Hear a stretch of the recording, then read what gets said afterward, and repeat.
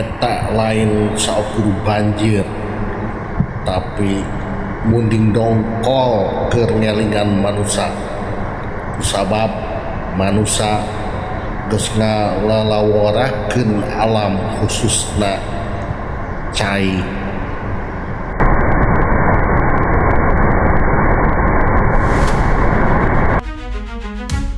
Makhluk mitologi Sunda, munding dongkol, kerbau besar, penjaga Sungai Citarum.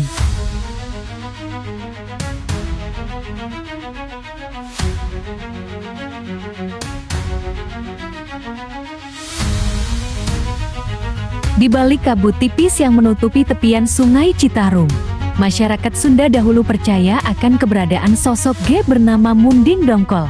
Ia digambarkan sebagai kerbau raksasa bermata merah menyala, bertanduk melengkung bak sabit bulan, dengan tubuh sebesar gundukan, tanah dan napas yang menggelegar, seperti gemuruh petir.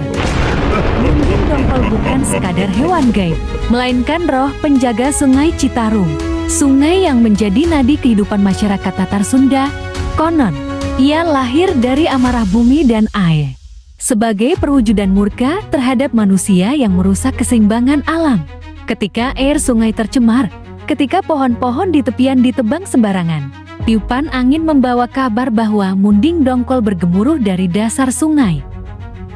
Para orang tua sering memperingatkan, jika terdengar gemuruh ana dari sungai saat malam hari, itu tandanya Munding Dongkol sedang berkelana.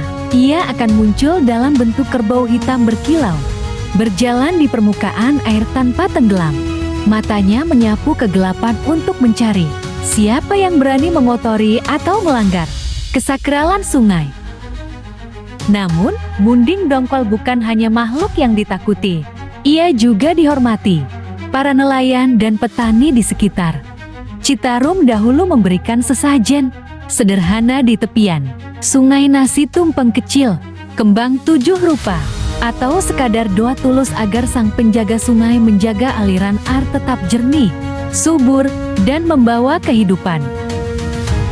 Hingga kini, kisah Munding Dongkol tetap hidup dalam cerita rakyat Sunda. Ia adalah simbol bahwa air dan alam bukan sekadar sumber daya, melainkan titipan leluhur yang harus dijaga. Setiap kali sungai meluap atau arus deras menghanyutkan, orang-orang masih berbisik, Eta lain saukur banjir, tapi munding dongkol keur ngelingan manusia.